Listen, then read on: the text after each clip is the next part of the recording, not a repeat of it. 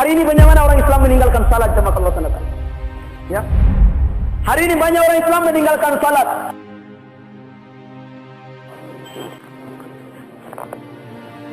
Hadirin jemaah maghrib dirahmati Allah Subhanahu wa taala. Perkara yang sangat berharga di muka bumi adalah perkara agama. Perkara yang sangat dipandang Allah Subhanahu wa taala adalah agama. Perkara yang paling mulia di mata Allah Subhanahu wa taala adalah agama. Kata Imam Ghazali rahmatullah alaih, kerajaan di muka bumi adalah kerajaan iman. Perdagangan di muka bumi adalah perdagangan iman. Bisnis yang paling besar di muka bumi adalah bisnis iman. Pangkat yang paling besar di muka bumi adalah pangkat iman. Jamaah Allah Subhanahu wa taala, satu ketika Ibnu Abbas radhiyallahu anhu yang menangis sehingga jenggot ini penuh dengan air mata. Menangis terisak-isak sehingga jenggotnya penuh dengan air mata. Maka ada orang bertanya, wahai Ibnu Abbas, ketika engkau mendengar Nabi sallallahu alaihi wasallam cerita tentang surga dan neraka, engkau tidak pernah menangis. Tetapi kenapa engkau mendengar seruan azan Allahu Akbar, Allahu Akbar, maka engkau gugurkan air matamu sehingga jenggotmu penuh dengan air mata? Apa kata Ibnu Abbas radhiyallahu anhu?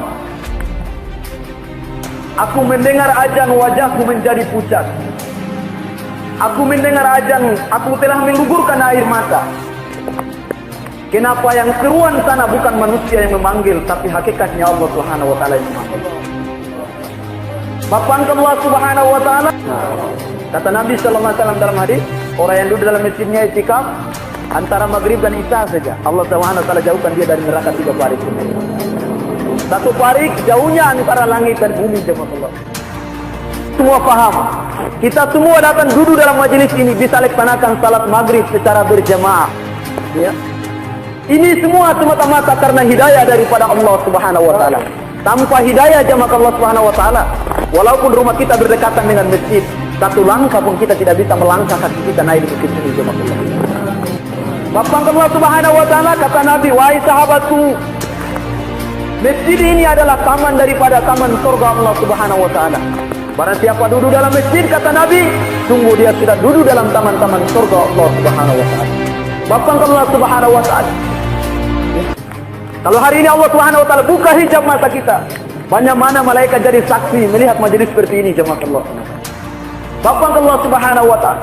Kata Nabi sallallahu alaihi wasallam, orang mendengar azan Allahu Akbar, Allahu Akbar, ketika dia mengambil wudu jemaah Allah Subhanahu wa taala dari rumah dia, tetesan air yang mengalir daripada tangan dia, dosa yang telah dibawa tangannya telah dihapus oleh Allah Subhanahu wa taala. Ketika dia basuh muka dia jemaah Allah Subhanahu wa taala, tetesan air yang mengalir daripada wajahnya, dosa yang telah dibuat oleh mukanya telah dihapus oleh Allah Subhanahu wa taala. Dosa yang lain, tetesan air yang mengalir daripada tangannya, ketika dia wudu, maka seluruh anggota tubuh yang telah buat dosa telah diampun oleh Allah Subhanahu wa taala. Bapak Allah Subhanahu wa taala, Rasulullah sallallahu alaihi wasallam bersabda, orang yang menjaga salat, Allah Subhanahu wa taala berikan 5 jaminan. Yang pertama, ya, dia hidup di atas permukaan dunia diberikan keberkahan rezeki.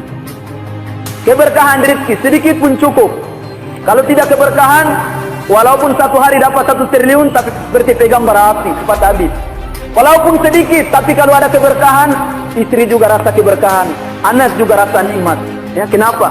Karena bapak cari rezeki walaupun sedikit ada keberkahan. Kenapa? Karena bapak ini hatinya selalu hubung dengan Allah Subhanahu wa taala. Bapak Allah Subhanahu wa taala. Yang kedua, apabila dia meninggal dunia, dia akan diselamatkan dari siksa kubur, jemaah Allah. Yang ketiga, orang yang menjaga salat, kata Nabi, dia akan menerima buku catatan amal dengan tangan kanan. Di yaumil mahsyar nanti manusia dalam keadaan bingung, manusia dalam keadaan hina, manusia dalam keadaan tunduk merengek-rengek di hadapan Allah Subhanahu wa taala. Tapi sekelompok manusia Allah Subhanahu wa taala katakan, bangun, di manakah tetangga-tetanggaku? Malaikat bertanya, siapakah tetangga-tetanggamu, wahai Allah? Orang-orang yang selalu hatinya berpaut pada masjid, kata Allah Subhanahu wa taala. Maka Allah Subhanahu wa taala katakan, bangunlah kamu dan ambillah buku catatan amal dengan tangan kanan. Jamaah Allah Subhanahu wa taala. Yang keempat, dia akan melintas jembatan Siratal Mustaqim cepat seperti kilat. Bapak tahu jembatan Siratal Mustaqim? Naik 500 tahun, lurus 500 tahun, turun 500 tahun. Di bawah daripada jembatan Siratal Mustaqim api neraka Jahannam. Manusia naik, jemaah Allah Subhanahu wa taala dalam riwayat mengatakan. Ulama katakan setengah manusia berjalan seperti ayam merangkak. Yang lain katakan berjalan seperti unta, jemaah Allah Subhanahu wa taala. Rasulullah sallallahu alaihi wasallam katakan manusia berjalan ada yang seperti burak, ada yang terbang seperti burung, ada yang cepat seperti kilat sesuai dengan amalnya di atas permukaan dunia, jemaah Allah Subhanahu wa taala. Siapa mereka itu, jemaah Allah Subhanahu wa taala, yang terbang seperti kilat? Mereka itu adalah orang yang hati selantik paul daripada masjid, jemaah Allah Subhanahu wa taala. Jemaah Allah Subhanahu wa taala, Rasulullah sallallahu alaihi wasallam berjanji, saya akan menanti umatku di depan jembatan Siratal Mustaqim. Saya akan melewati orang-orang yang jaga salat 5 waktu tidak pernah putus di atas permukaan dunia, jemaah Allah Subhanahu wa taala. Tetapi jemaah Allah Subhanahu wa taala, banyak manusia gagal melewati jembatan Siratal Mustaqim. Ulama pun gagal, jemaah Allah Subhanahu wa taala. Ustaz pun gagal, kiai pun gagal, jemaah Allah Subhanahu wa taala. Siapa orang tidak gagal? Orang yang hati di dalamnya ada iman walaupun sebesar biji zarrah, jemaah Allah Subhanahu wa taala. Rasulullah sallallahu alaihi wasallam berjanji, iman yang sekecil sebesar biji zarrah Allah Subhanahu wa taala tukar dengan surga yang luas 10 kali dunia, jemaah Allah Subhanahu wa taala. Kata jemaah Allah Subhanahu wa taala, manusia yang hidup di atas permukaan dunia ingkar salatnya walaupun 1 waktu, kata Nabi. Sahabat jemaah Allah Subhanahu wa taala, Sayyidina Utsman ketika melewati kubur dia menangis. Ada orang bertanya, wahai Sayyidina Utsman, kenapa engkau menangis melewati kubur? Apa kata Sayyidina Utsman? Setiap manusia akan melewati kubur. Rumah yang pertama sekali persinggahan seluruh manusia adalah kubur. Jika alam kubur ini dia sukses, maka alam mahsyar dia akan sukses. Alam kubur dia gagal, padang mahsyar dia akan gagal. Mizan dia akan gagal, jembatan Siratal Mustaqim dia akan gagal. Hatta dia siapapun kecuali orang yang punya iman dan amal saleh. Jemaah Allah Subhanahu wa taala, orang yang menjaga salat beruntung, jemaah Allah Subhanahu wa taala. Jangan sekali-kali abaikan masalah salat. Orang yang meninggalkan salat, sungguh dia datang jumpa Allah Subhanahu wa taala dalam keadaan Allah Subhanahu wa taala murka kepadanya, jemaah. Orang yang meninggalkan salat satu waktu dengan sengaja mendengar Allahu Akbar, Allahu Akbar. Dia tahu sekarang waktu salat, tapi dia pura-pura enggak tahu. Allah Subhanahu wa taala perintah malaikat tulis di pintu neraka, wajib dia harus masuk, jemaah Allah. Jemaah Allah Subhanahu wa taala.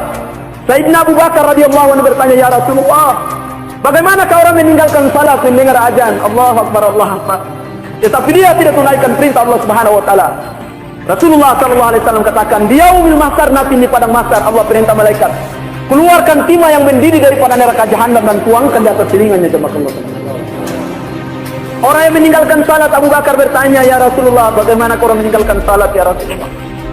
Rasulullah sallallahu alaihi wasallam katakan, orang yang meninggalkan salat 3 perkara kalau dia meninggal berlaku dalam kehidupannya. Yang pertama, dia mati dalam keadaan murka Allah Subhanahu wa taala. Yang kedua, dia mati dalam keadaan lapar. Yang ketiga, dia mati dalam keadaan haus. Abu Bakar radhiyallahu anhu bertanya, ya Rasulullah, bagaimanakah dia mati dalam keadaan lapar? Orang yang meninggalkan salat satu waktu dengan sengaja, kalau dia mati dalam keadaan lapar, walaupun kamu kumpul seluruh makanan di atas permukaan dunia ini jadikan menjadi satu, kamu berikan dia untuk makan, niscaya tidak akan kehilangan laparnya, jemaah. Abu Bakar radhiyallahu anhu bertanya, ya Rasulullah, bagaimanakah dia mati dalam keadaan haus?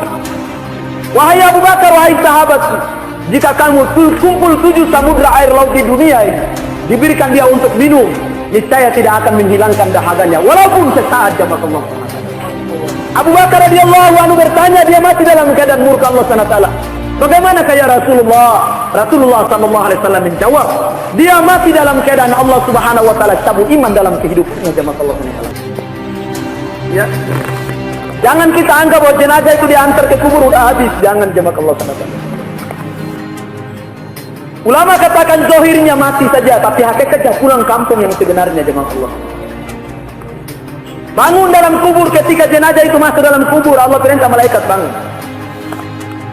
Imam hati baca talqin di atas kubur, malaikat di bawah sudah datang, bangun. Masukkanlah roh dia kembali.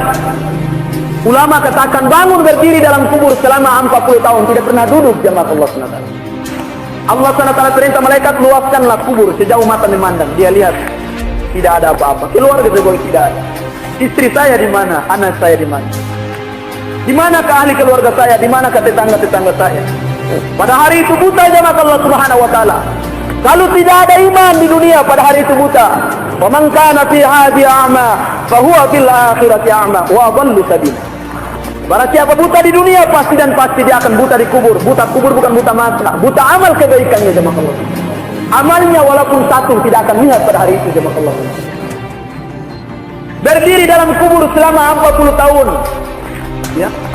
Tidak bergeser kaki seorang hamba di kubur, ditanya 4 perkara. Man rabbuka? Siapa Tuhan kamu? Man nabiyuka? Siapa nabi kamu? Man kiblatuka? Apa kiblat kamu? Man imamuka? Apa nama kamu? Man ikhwanuka? Siapa saudara kamu? 5 pertanyaan di sorot jemaah Allah baru dalam kubur jemaah.